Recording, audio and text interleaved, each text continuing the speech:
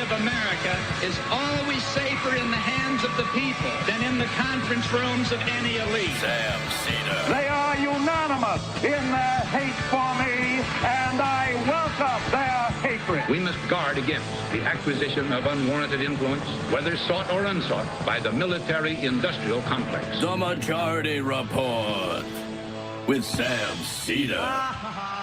And I get the feeling you've been cheated.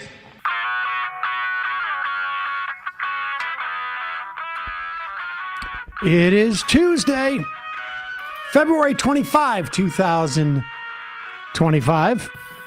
My name is Sam Seder. This is the five-time award-winning Majority Report. We are broadcasting live steps from the industrially ravaged Gowanus Canal in the heartland of America, downtown Brooklyn, USA. On the program today, Elon Musk gives federal workers an extension, but some agencies say just blow it off. Meanwhile, Mike Johnson determined to bring his big, beautiful bill to the floor to cut Medicaid, waiting on a potential vote today. Remains to be seen if he's even going to bring it to the floor. Meanwhile, a government funding deal, this is separate, to avoid a shutdown 17 days from now, is in the offing. Your Democratic lawmakers are waiting to hear from you to demand they don't give a single vote to this unless Elon Musk is shut down. Meanwhile, consumer sentiment drops like a rock. Polls show Americans already exhausted by Trump's economy. Had to do it. Had to do it. FDA looks to rehire medical device and food safety experts that Elon Musk fired. They're kind of important. Eric Prince, remember him? The former Blackwater guys? Well, they are pitching the government on a private ICE posse. That's not good. Head of U.S. Whistleblowing Protection Agency, the special counsel, not to be confused with the Department of Justice special counsels, is looking to sue to protect all of the probationary workers who were summarily fired. Meanwhile, in New York City, DoorDash to return $17 million they stole from their New York City workers. I guess, no harm, no foul after you give it back. Meanwhile, the acting IRS head to quit, sort of poorly timed. The VA cuts 1,400 more staffers. And Europe breaks with the United States on support for Ukraine as the U.S. votes with Russia at the UN. All this and more on today's Majority Report. Welcome, ladies and gentlemen. It is Newsday Tuesday. This is the first time that we have been on the show together for quite some time. Like a week and a half almost. Yes. How was your vacation? Yeah. All right, moving on. It was a staycation, and it was more. Yeah, exactly. It was more like, how was the cruise? Well, it was more like bailing water. Gotcha. So, yeah, but right. Regardless, it's fine.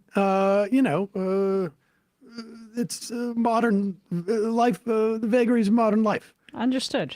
Anyways, let's get right into this. First off, all right, let me just say this.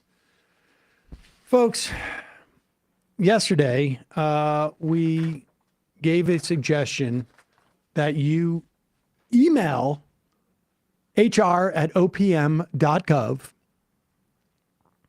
to recount what you've been doing over the past 5 days. I gave an example of what I did. I fortunately gave everybody here another extension because I didn't get your emails. But regardless, and I just want to say that it really is probably my fault because I wasn't explicit about this. that you should not send any type of pornographic material or rude stuff. Because according to a Rolling Stone magazine, the Elon's email demand is being met with very rude flood of spam. Online, people participating in the trend, that being sending emails to OPM. We're so trendy. I mean, here's the thing.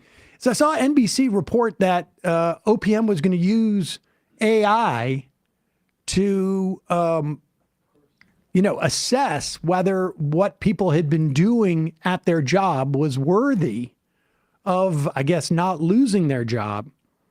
But I guess they have to be filtered by people first to find out whether, because I guess the AI, they don't want the AI maybe the AI is too young. It's like when AI was supposed to look after the Amazon checkout list shopping experience, but it turned out to be Indian guys looking at cameras like half the world away. Exactly. So online people participating in the trend, we were part of that trend, very trendy, have both sent their own versions of emails or drafted different examples they would send if they were federal employees. But they're not the only ones. Two sources familiar with the matter, including a Trump administration official, tell Rolling Stone that replies to the recent Musk OPM email have been flooded with pranks. And in the words of the Trump official, quote, very rude emails listing fake, vulgar, quote, accomplishments. I mean, wow, are they trying to police free speech? I know it. Yeah, is comedy not legal anymore? Right, exactly. Or just, truthfulness. A lot of people do some weird stuff at work. And even sending links to graphic images of sex and scatological content. Here's one of the Trump admin officials on background. You don't respect the rule of law. Yep, there you go. Shat all over it. Oh boy. That's what you did. And we know it now. Just want to make it clear, okay, to the folks at OPM, I wouldn't write off the scatological content so quickly. Dali was very famous for keeping a diary of every movement he made.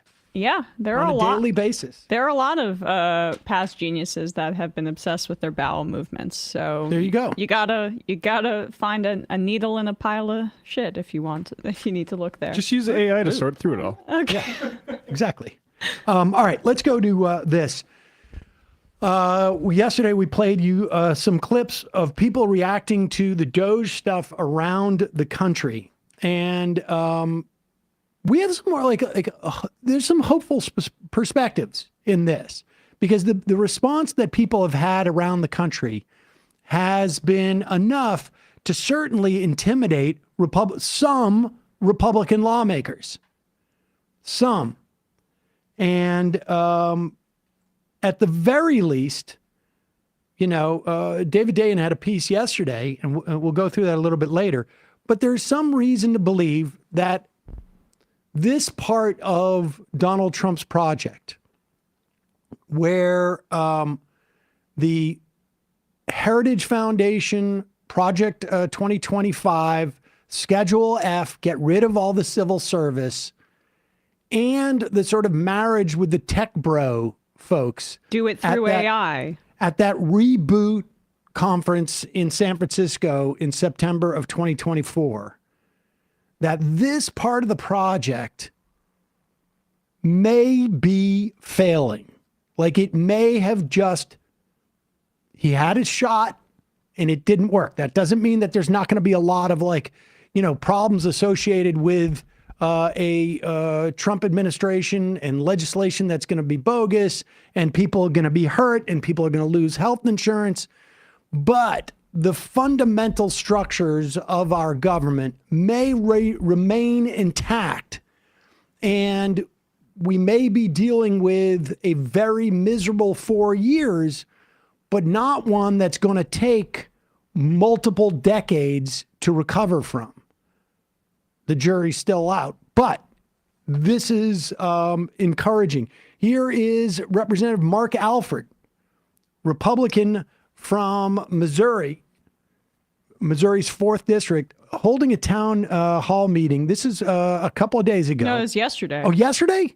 Yeah. Give credit to one of the, look this guy up, Daniel Sharpenberg. Midas Touch reposted this, a bunch of other people. He did the Facebook live stream, and he's from Missouri. 30,000 federal workers in the Kansas City area, a lot of them at the IRS. It's around 2.5% of the workforce in the Kansas City metro That's area. nuts. Yep. And this is at Random's Coffee in Belton, Missouri.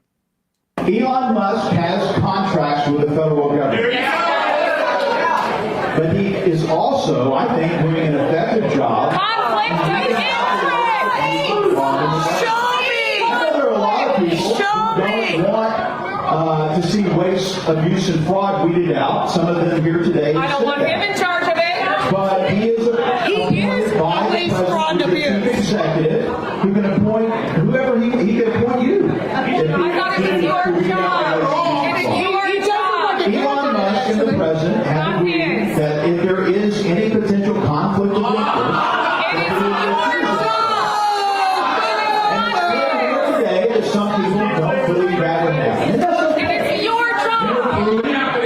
In the next election, to elect someone that you believe. That we didn't elect Elon. Remember your oath. You don't represent us. You represent Elon Musk. You're a violation of your oath, sir. And apparently that was, usually only 5 or so or 10 people show up, but it had filled up. And so the capacity was 40 people, but there were 60 people, according to some local Kansas City reporting, that were outside protesting, trying to get in. Here is a second clip from a different angle at that same situation. Is this like a montage? This is an excerpt from a local news report where he says this quote where that basically had gone Let's viral. hear the whole. Let's hear the whole news, because I'm curious how the news is reporting at the local news there. I think you're living in the greatest time in American history. The crowd groaned or spoke over most of Alford's answers. Elon Musk came up a lot. Whether you like it or not, Elon Musk does have a security clearance. Alford told federal employees who've lost their jobs to keep faith. There are jobs available. God has a plan. We don't need thoughts and prayers. That's not what we need right now. We need people to stand up for us and to say that I'm not going to carry the party line. Alford definitely carried the Republican Party line in his answers and threw shade on Democrats. I know that the Democrats have a plan to try to disrupt things in town hall meetings. I think you're living in the greatest time in American history. So that's the quote where he said to the fired federal workers, God has a plan. Don't worry about it. Well, God does, I'm sure. God and Elon does too, apparently. Hakeem Jeffries would agree. Exactly. But God has a plan, and it just may not include any of you getting a job. That's here. So Alford shows up on CNN, and I want you to just he's going to do the classic play, right? The outside agitators. If you were a national Democratic group, would you be focusing on a coffee shop in Belton, Missouri? I mean, this is so these protests, they may be like local indivisible groups or something like that. Like there might be local organizing. Yeah. But the idea that nationally speaking, I know where we got to deploy most of our stuff in Missouri. At a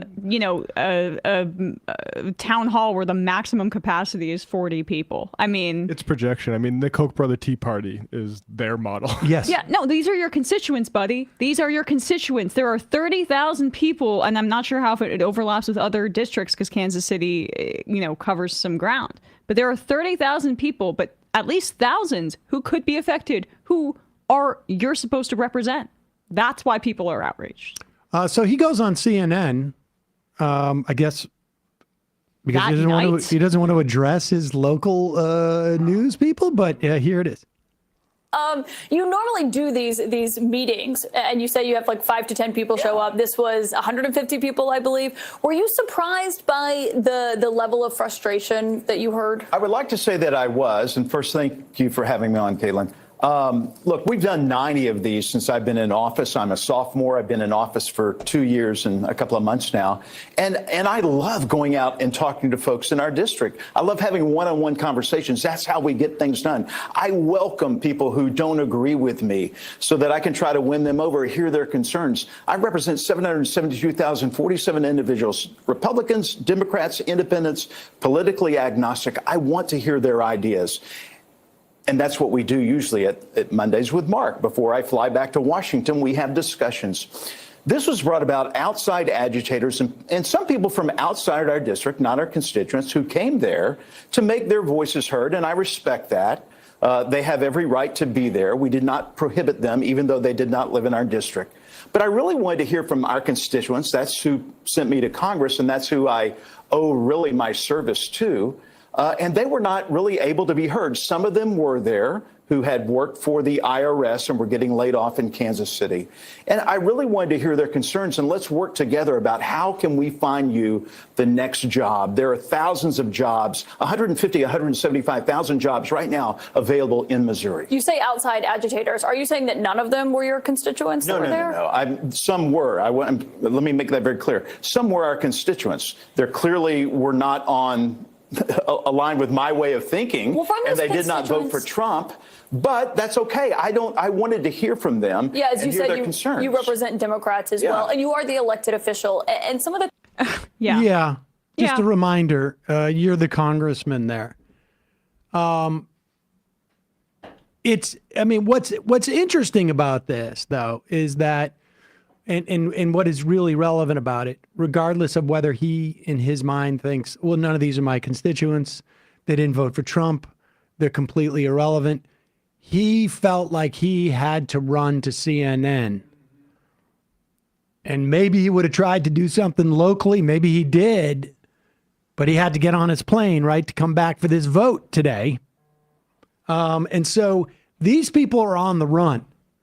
He doesn't go to CNN to deal with this unless he's worried about its implications back home. I mean, these are good paying jobs in that district. When he talks about all these jobs that are available, where are you talking? What are you talking about? I mean, we're seeing this massive disconnect with national markers about how the economy is going versus how people genuinely feel, because we're in the midst of an extreme housing and cost of living crisis that has exacerbated after the pandemic and exploded after the pandemic. But where are these folks going to go? I mean, civil service you can have a career in that.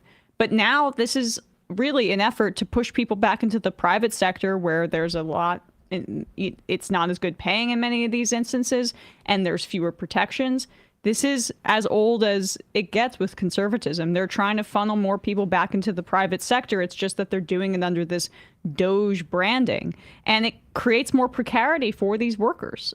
Destroying communities too. Think of all those jobs and all these different communities getting just the rug pulled out from under them, and all of the different economic activity that they participate in every day. Also, I mean, again, this is also different from like losing your job because an entity goes under, and particularly the IRS, because I'll tell you something, every single one of those IRS workers know that every dollar spent on the IRS returns $6 or $7 back to the U.S. government. So the justification for them being fired, they understand you don't work at the IRS. I don't care if you voted for Trump or not. I don't care if you're in a red state or not. You don't work for the IRS and feel like taxes are wrong, man. Right. And no, you believe like taxes are an important part of what we do here and that everybody should pay their taxes. And you know, when they come to fire you willy-nilly, that they're just doing this because they want to avoid paying their taxes, because that's what happens. I mean, we've seen this with decreased funding for the IRS. What happens is wealthy people get audited less. Other people low-income people, middle-income people, they get audited at the same rate. But all the cuts on audits come from wealthy people because theirs are tougher jobs, essentially, because they have accountants, they have loopholes, et cetera, et cetera. And so the point being here, we played this yesterday. We saw people going to these town halls over the weekend and prior to the weekend, and it has an impact. And right now, there is supposedly, this is according to Politico, a deal. This is different. The Republicans are trying to vote in the House today. We'll see if they do. Democrats won't give them a single vote on this reconciliation bill, and they have a margin of, I think, 1 vote on this reconciliation. And then it's got to go to the Senate, and then they're going to have to figure out how to basically reconcile those 2 different bills because the Senate's not going to pass the same thing the House does. But there's a separate deal that is being negotiated right now. And this seems to be coming out of the Senate. And that is probably some form of a continuing resolution, because the government is scheduled to shut down in 17 days. And so what you need to do, can you get a number for me? You need to call your congresspeople and your senator, particularly if they're Democrats. Either way, it doesn't hurt. And say, no continuing resolution, no budget deal, no votes whatsoever to help Republicans until DOGE gets shut down. No impoundment. That's the issue. No impoundment. Because if the president has the unilateral power to decide that despite Congress having appropriated money for something, he's going to basically cut that or have a line item budget veto, which is also unconstitutional, then all bets are off. There's no point in doing any of it. It's supposed to be illegal under the Impoundment Control Act of, 1974, but Trump's just flouting it. So yep. Democrats, apparently Jeffrey says they will hold the line on this, and we'll see. It's unclear to me if Jeffries is saying they're going to hold the line on the reconciliation or on the continuing budget deal. How about both? See. Both is the way to do it.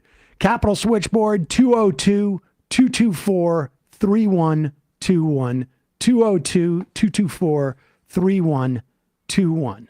If you call there, they'll redirect you to your congressman or senator. And sometimes you can, it depends on the number, but that's the right one. That's for House. Oh, that's for the House? Yeah. Okay.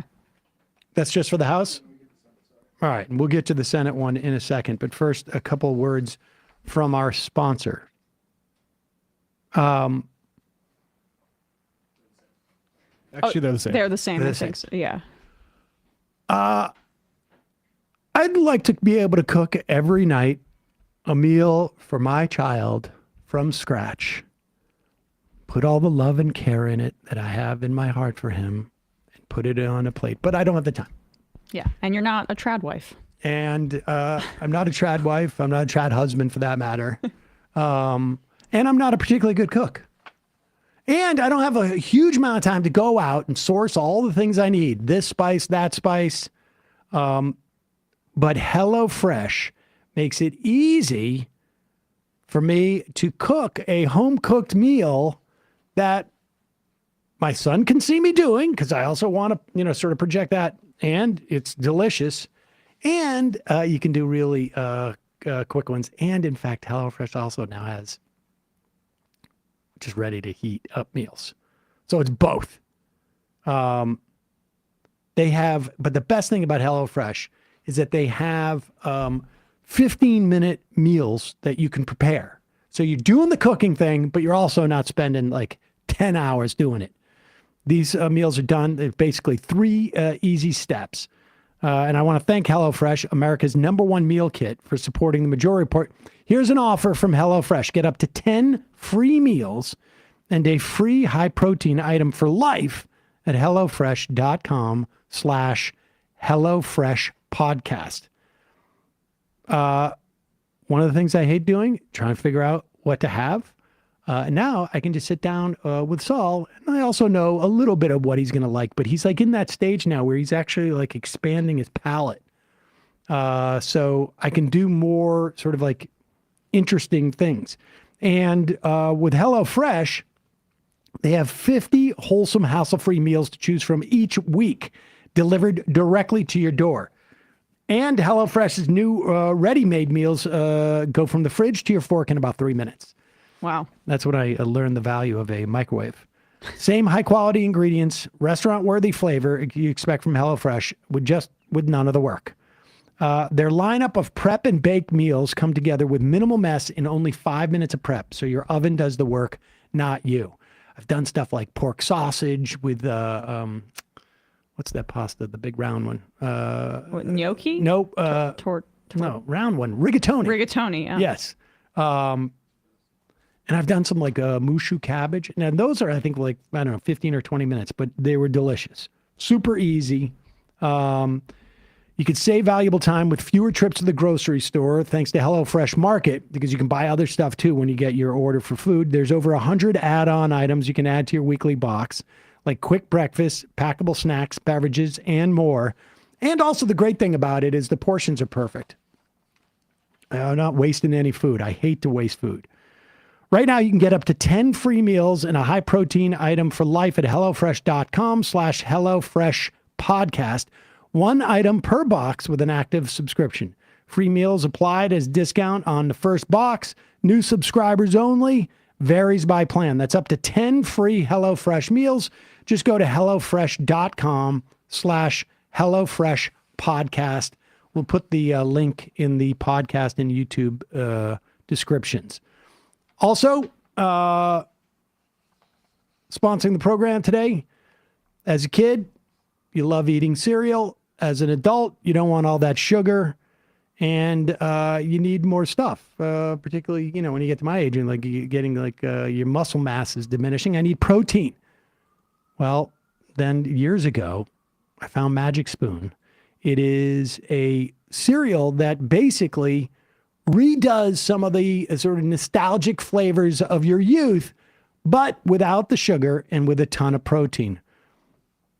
They also have like bars, like treats that are phenomenal.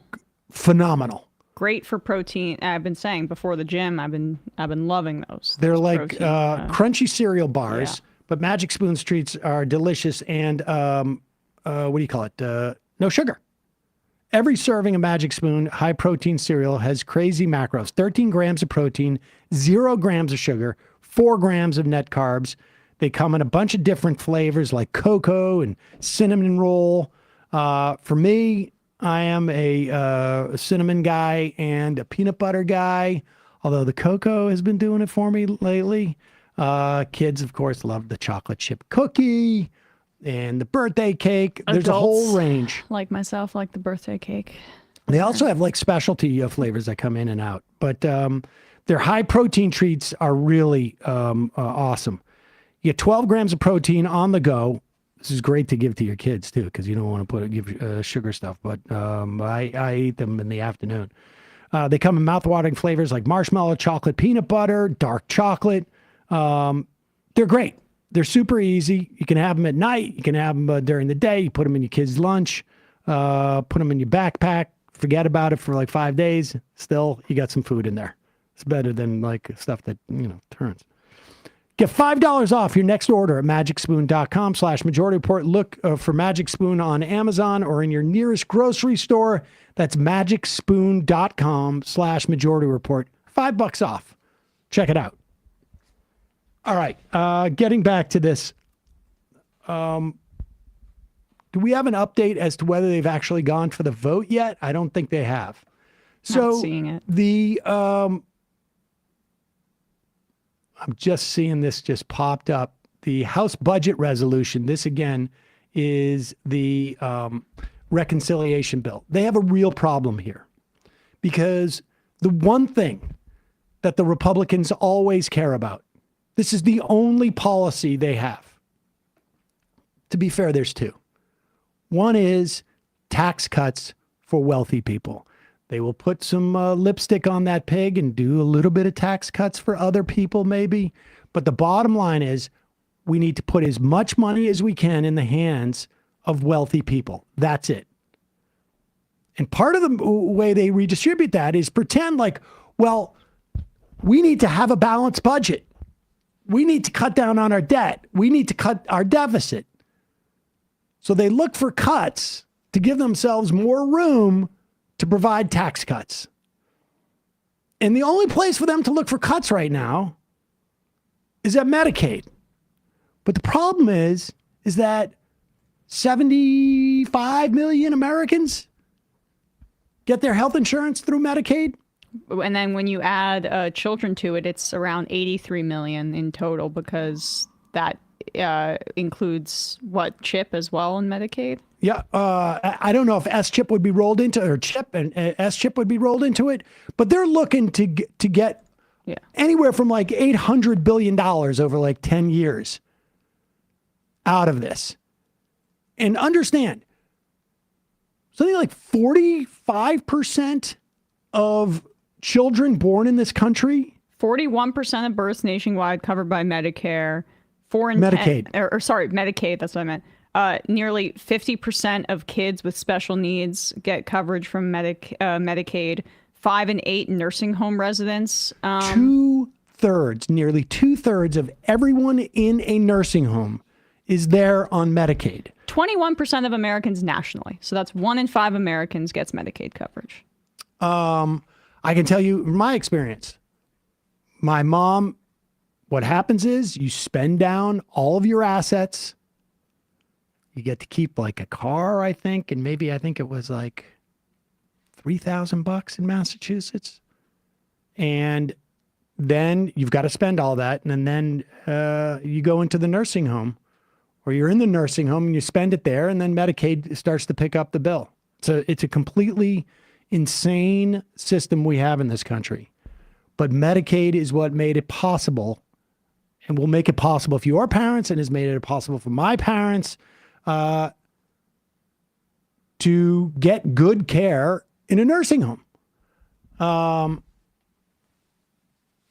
We have such a threadbare social safety net in this country, but these are the kinds of things that keep us from plunging our millions of people even more into despair. I mean, this is what's holding us all together here. So here is the issue. You've got people who are on like so-called frontline seats. Republicans in California, Republicans in New York. I'm looking at a list right here of Republican representatives who won by a tiny margin. Arizona's first, Schweikert, won by 16,000 votes. There are 78,000 people who are going to lose their Medicare coverage, Medicaid coverage in that district. In Arizona's sixth, Cisco Monte won by 10,000. 105,000 people stand to lose their coverage in that district. Colorado's eighth, Evans, won by 2,500 votes. 73,000 could lose their Medicaid. In Iowa, Miller Meeks wins by 800 votes, 66,000 recipients of Medicaid. Michigan, in Nebraska, in Pennsylvania, there's 2 people. In California, there's 2. Iowa, another one, none. Michigan, New Jersey, in New York 17th, Mike Lawler. He won by 23,000 votes. There are 98,000 people on Medicaid. In Pennsylvania's 8th, Bresnahan won by 6,200 votes. 92,000 people on Medicaid. You see the problem that Mike Johnson has. That's where the money is.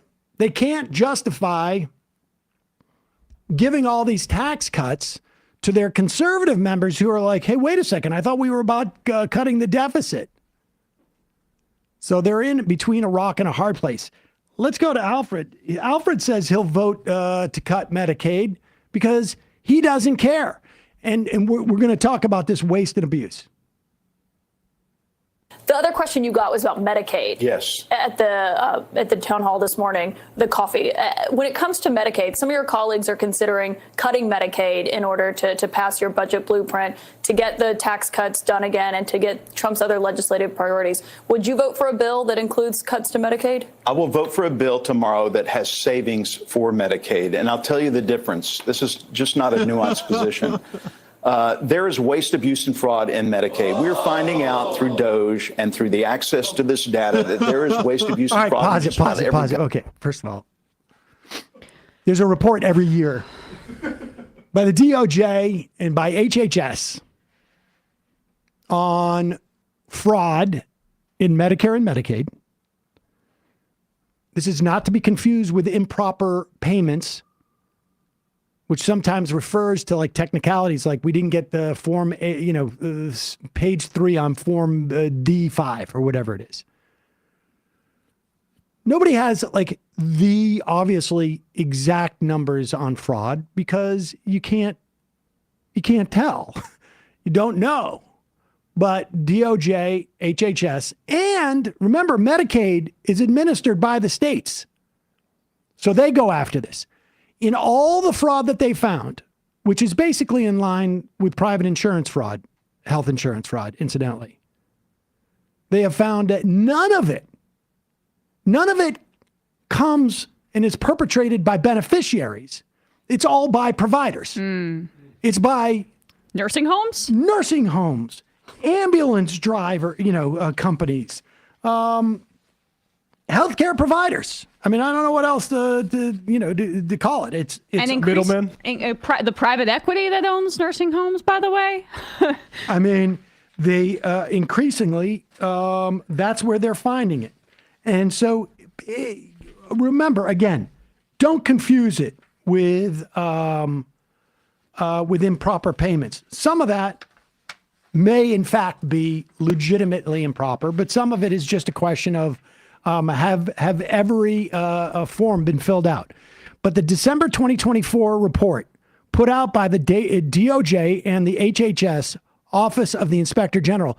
Incidentally, Inspector General, those 18 Inspector Generals who were fired from all those agencies, their job is to find fraud and waste in their agencies, yet they were fired. The December 2024 report lists examples by the different kinds of fraud against Medicaid and Medicare that agencies have identified and prosecuted. Among those convicted, ambulance service providers, durable medical equipment suppliers, diagnostic labs, nursing homes, pain clinics, pharmacies, physical therapists, physicians, substance abuse treatment providers. No beneficiaries. No beneficiaries. So the point is like, you can put more cops on the beat, but if you cut Medicaid payments, the only thing that's going to happen is you're not going to reduce the amount of fraud. The fraud's still going to be there. The fraudsters still exist. The medical suppliers are still there. The ambulance companies are still there. The nursing homes are still there. The only difference is that less people are going to get Medicaid. That's it. So they talk about fraud and abuse. Here's Mike Johnson. We're not going to cut Medicaid. We're going to get rid of fraud and abuse and waste. First off, when we talk about waste, we know the administrative costs for Medicare and Medicaid are about a fifth of what they are for private insurance. Mm-hmm. So when we talk about fraud, there is one way to go after fraud. It's the exact same way you would if you were a private health insurance company. You get more investigators, which would actually maybe you would cut down and maybe it would pay off. So you could add more investigators, but cutting only boots people off. Go ahead. You said start of the process. Can you say unequivocally that further down the line there won't be any cuts to Medicaid programs? Yeah, so look, let me clarify what we're talking about with Medicaid. Medicaid is hugely problematic because it has a lot of fraud, waste, and abuse. Everybody knows that. We all know it intuitively. No one in here would disagree. Pause it. We know it intuitively? Why do we need to? Why do we know this intuitively? We have reports. We have reports. And there is, in fact, fraud in Medicaid and Medicare, and also in private health insurance. But you know, when you say intuitively, it's essentially like saying article of faith. We don't need to. Don't look at the numbers. Don't look at the numbers. And here's the thing: there is no way that DOGE sees Medicaid fraud. It is administered by the states. It is done like you have investigators who go after this stuff. Professional investigators who know exactly how this is done, who have years of experience. They may be understaffed, woefully understaffed, but they exist. Congress does not have the ability to say, like, oh, this, we noticed in your line item that there's a line item for fraud. We're going to cut that out. We're going to take that number. They're just picking a random number that they think they can sell to the American public. That is intuitive.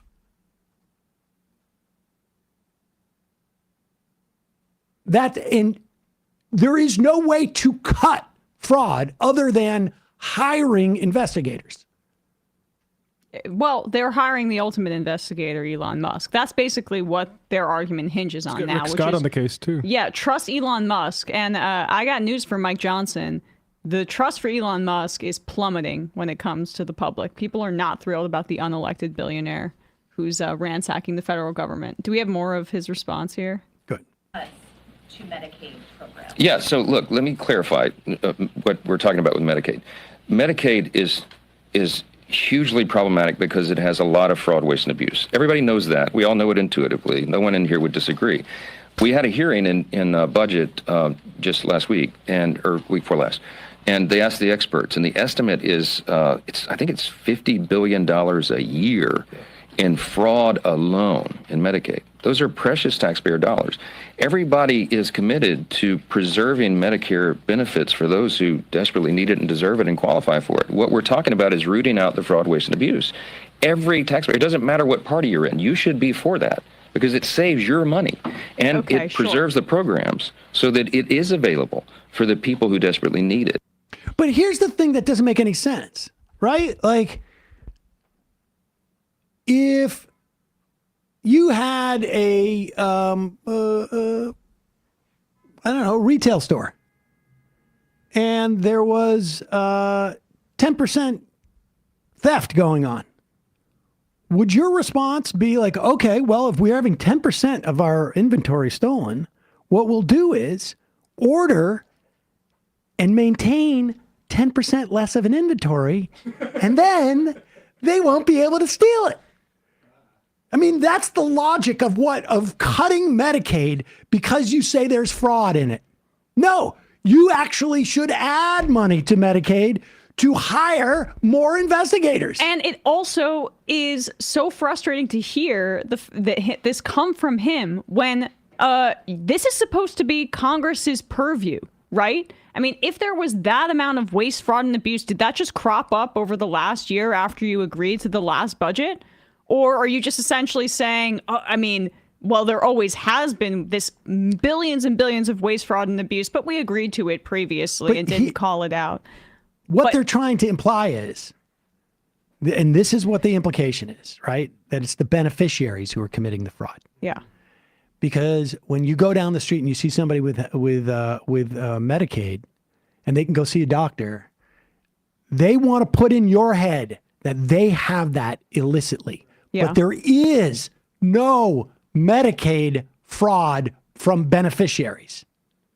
Yep. It's the same thing. It is all providers. Yeah. with immigration, where they focus on illegal or violent criminals when actually they're trying to go after even people here and undocumented. It's the same dynamic that Sam's describing, where they want people to in their grocery store look around look over their shoulder, like, am I being looked at differently because I may be Hispanic or Latino? Are people wondering if my papers are here?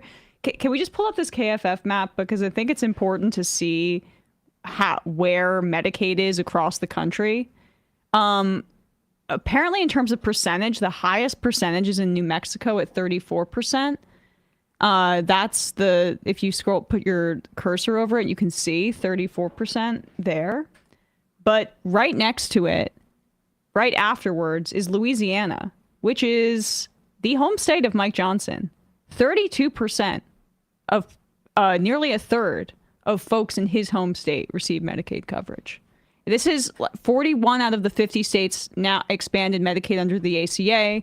They're targeting these, I think, 20 million people who were added to the Medicaid rolls under the Affordable Care Act, which is the easiest way for them to cut. But like, these are states that agreed to it. And the federal government essentially subsidized it and then shared the administrative costs with these states, because they basically, the calculation under the ACA was like, we're going to offer this to them for free. And eventually, even these Republican states are going to say, well, we want to give health care coverage to our constituents. And they added 20 million people. There are still 9 states that held out.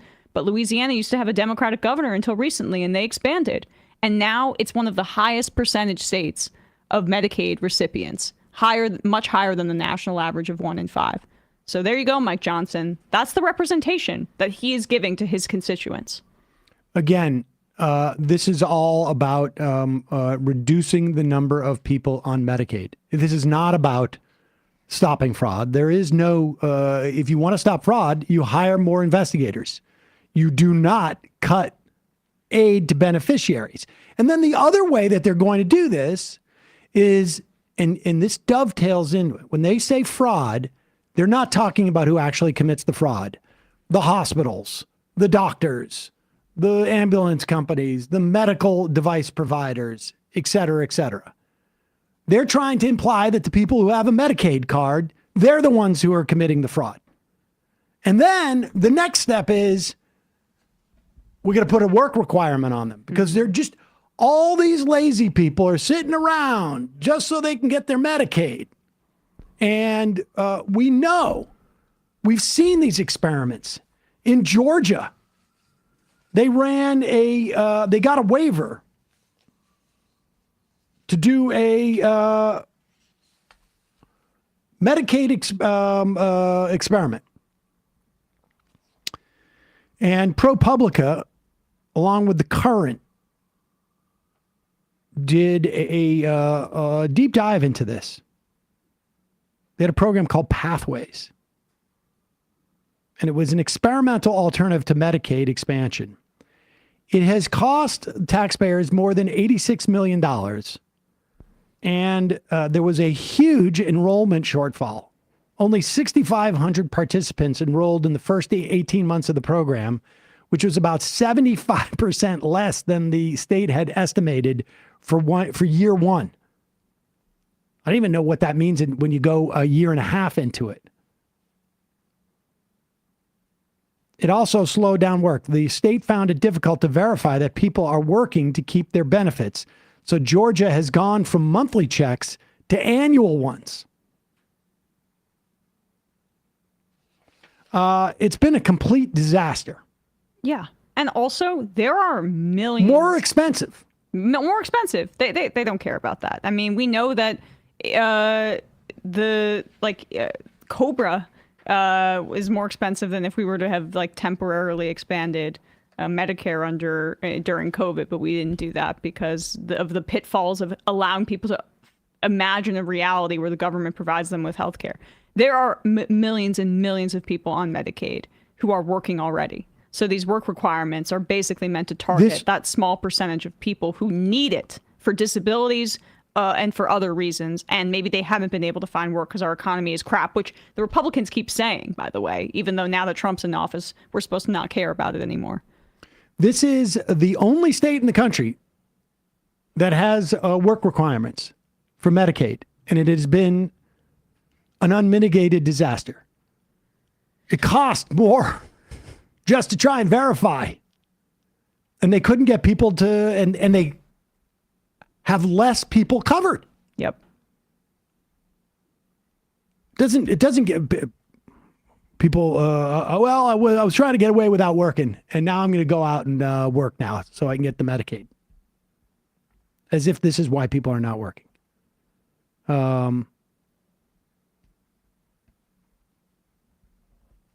Yeah, I mean, KFF did this analysis too in 2023. Among adults under 65 with Medicaid who do not receive benefits from the Social Security disability programs, supplemental security income, and Social Security disability insurance, and who are not also covered by Medicare, referred to hereafter as Medicaid adults, 92% were working full or part-time, and the part-time is 64%.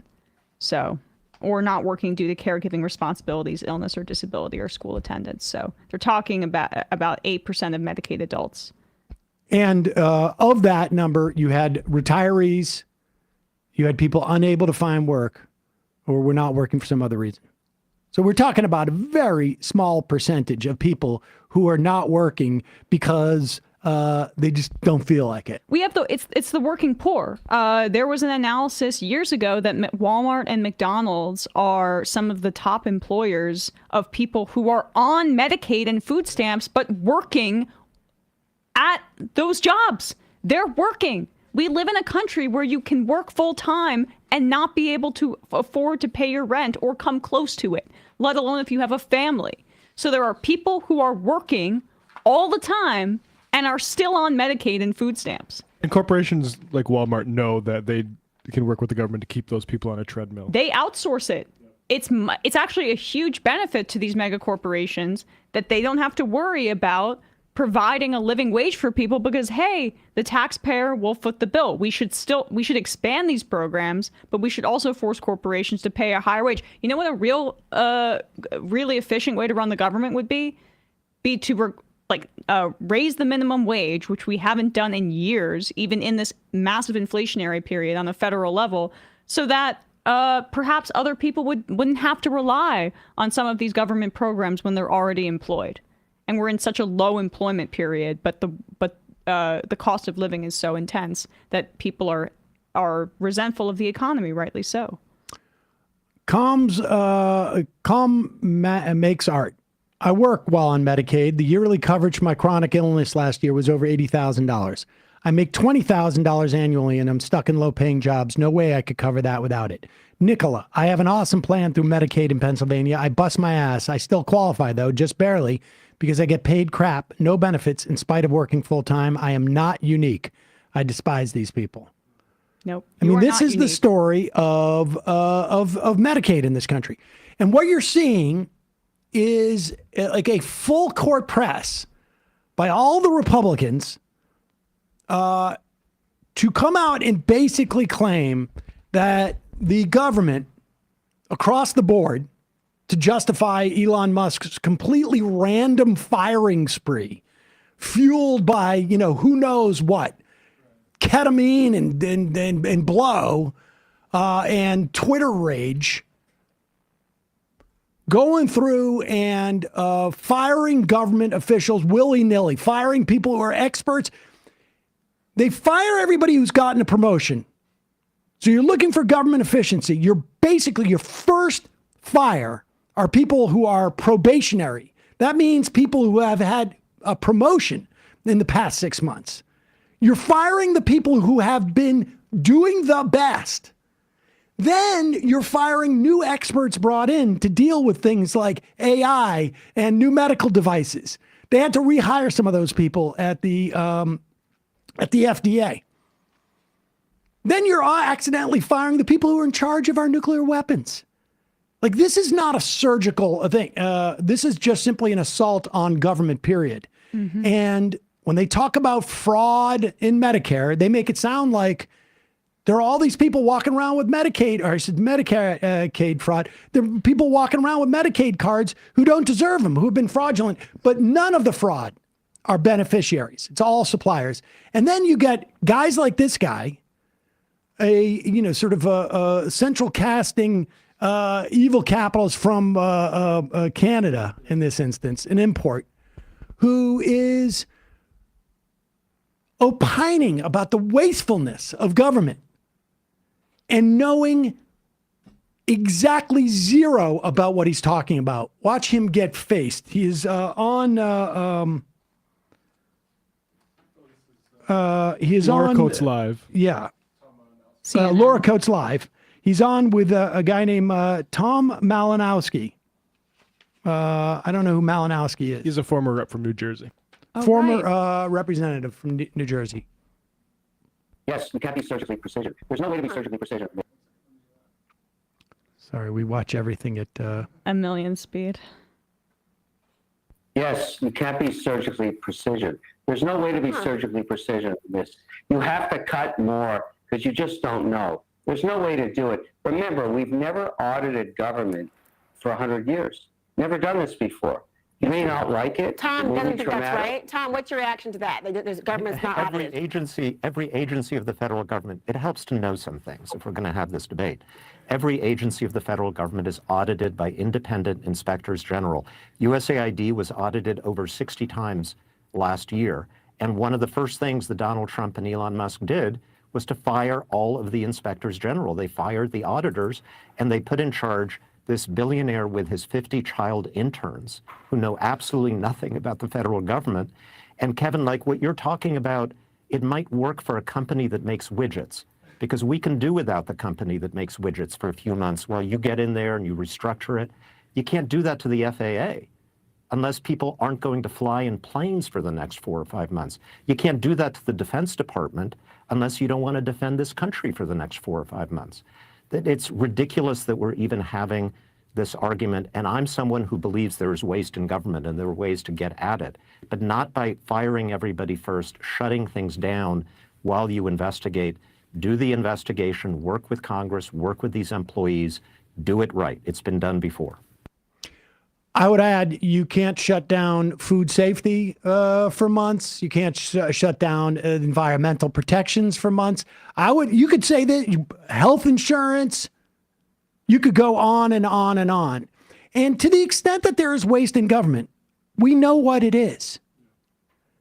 We know what it is.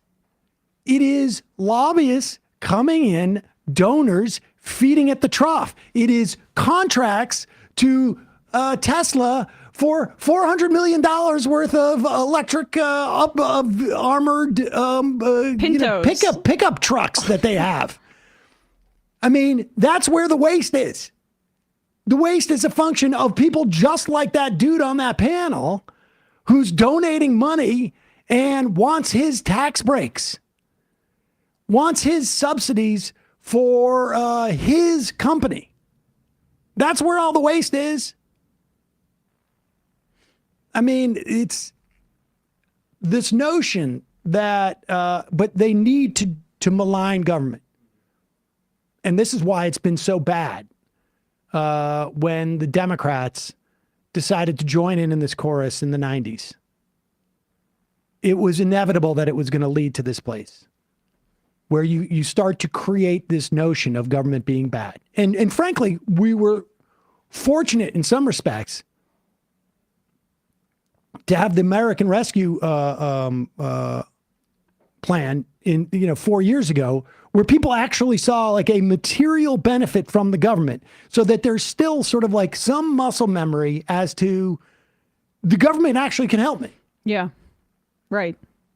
I mean, and I think the planes falling out of the sky is a kind of visual metaphor for all of this, which is that we need more government, less austerity, more air traffic controllers, more workers keeping us safe, more people inspecting our food. If there's anything that comes out of this past horrific month, it's hopefully like a broad understanding and a resistance that's based in government being good. That is the one thing about this time around where you have a little bit more hope, where we're not focusing on Russia to begin Donald Trump's first term. We're focusing on the core tenets of government and how it functions and what it should do for people in our society. It's more educational this time around, even though it's more painful, I think, and they're way more extreme. And the economy is going to Collapse, really most likely. Collapse, yeah. Well, we'll get to that. We'll get to some polling and consumer sentiment in a bit. I mean, I was saying I went into what do you call it? Key Food, and there was like no eggs. Oh yeah, it was nuts. But before we get there, just to before we move into the fun half. I just want to read this, a little bit of this piece by David Dayen in the Prospect yesterday. The coup has failed, so that people have a little bit of hope. I mean, look, this is not, there is no reason to stand down now. And this is, there's going to be a lot of people who are going to be hurt by what's going on with the Trump administration going forward over the next 4 years. A lot of people are going to lose their jobs. A lot of people are going to lose their health care. A lot of people are going to lose their support, food stamps. I mean, we're just across the board. We're going to increase suffering in this country. But in terms of like our ability to build back, as it were, following a Trump administration, Dayen proclaims that he believes that the coup, as it were, has failed. The idea of consolidating power and punishment of enemies, he believes, has on some level fundamentally failed.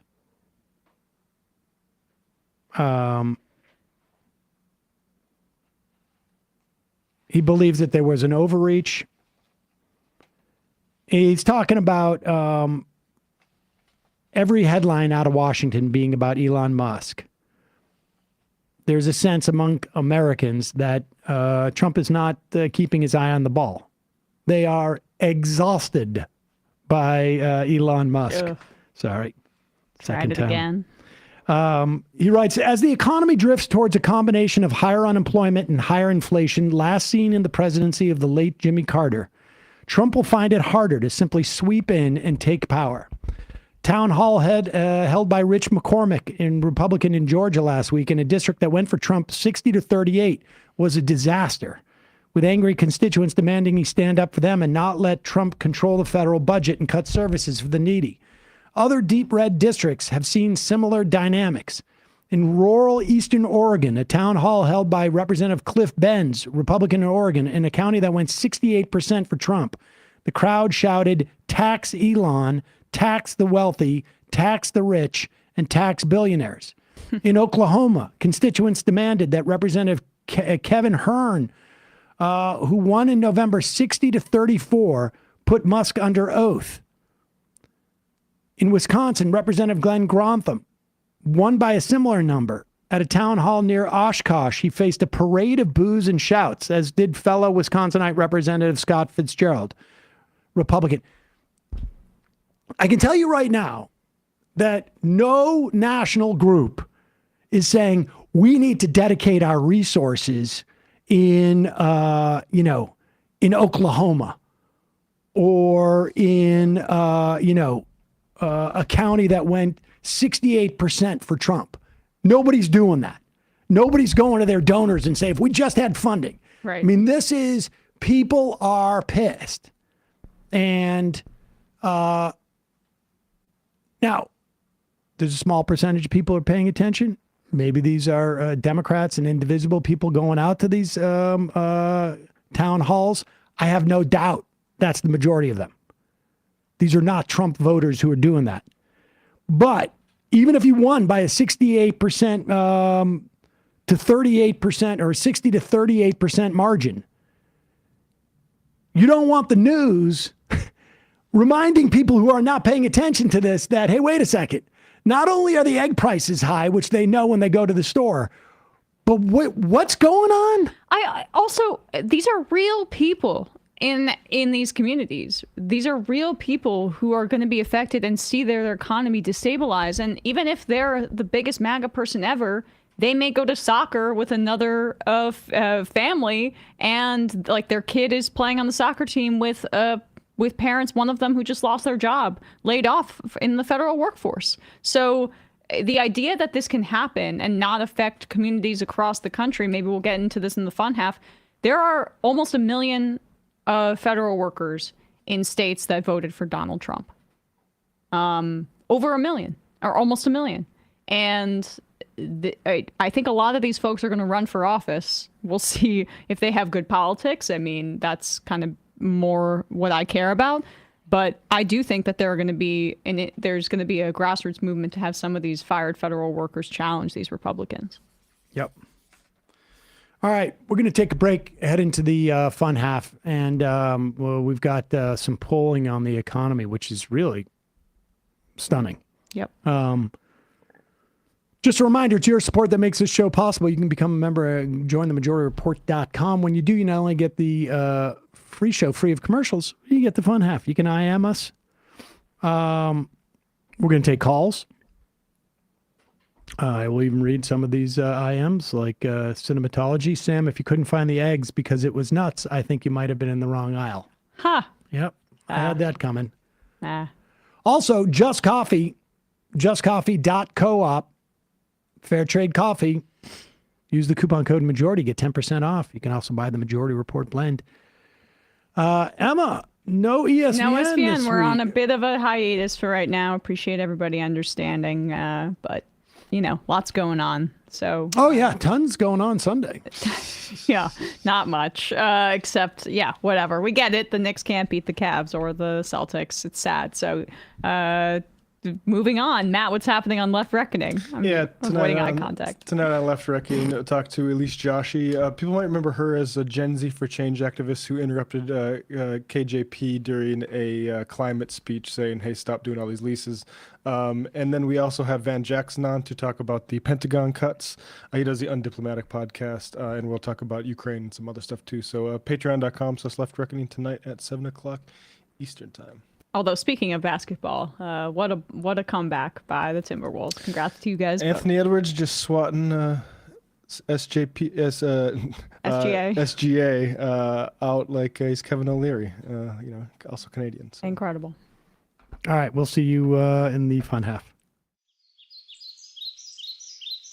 3 months from now, 6 months from now, 9 months from now. And I don't think it's going to be the same as it looks like in 6 months from now. And I don't know if it's necessarily going to be better 6 months from now than it is 3 months from now.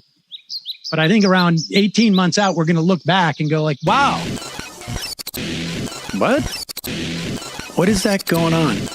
It's nuts. Wait a second. Hold on for a second. The Majority Report. Emma, welcome to the program. Hey. Matt. What is up, everyone? Nomi Key. You did it. Let's go, Brandon. Let's go, Brandon. Bradley, you want to say hello? Sorry to disappoint everyone. I'm just a random guy. It's all the boys today. Fundamentally false. No, I'm sorry. Women's. Stop talking for a second and let me finish. Where is this coming from, dude? But dude, you want to smoke this 7A? Yes. Hi, me? This me? Yes. Is this me? Is it me? It is you. Is this me? Hello, is this me? I think it is you. Who is you? No sound. Every single frickin' day. What's on your mind? Sports. We can discuss free markets and we can discuss capitalism. I'm gonna go Starlight. Libertarians. They're so stupid, though. Common sense says, of course. Gobbledygook. We fucking nailed him. So what's 79 plus 21? Challenge Matt. I'm positively quivering. I believe 96, I want to say. 857-210-501. 1/2. 3/8. 9/11, for instance. $3,400, $1,900. 5, 4, $3 trillion sold. It's a zero-sum game. Actually, you're making me think less of it. But let me say this. Poop. You can call it satire. Sam goes, it's satire. On top of it all, my favorite part about you is just like every day, all day, like everything you do. Without a doubt. Hey, buddy, we see you. All right, folks. It's just the weak being weeded out, obviously. Yeah, sun's out, guns out. I don't know. But you should know. People just don't like to entertain ideas anymore. I have a question. Who cares? Our chat is enabled, folks. I love it. I do love that. Look, gotta jump. Gotta be quick. I gotta jump. I'm losing it, bro. 2 o'clock. We're already late, and the guy's being a dick. So screw him. Sent to a gulag? Outrageous. Like, what is wrong with you? Love you, bye. Love you. Bye-bye.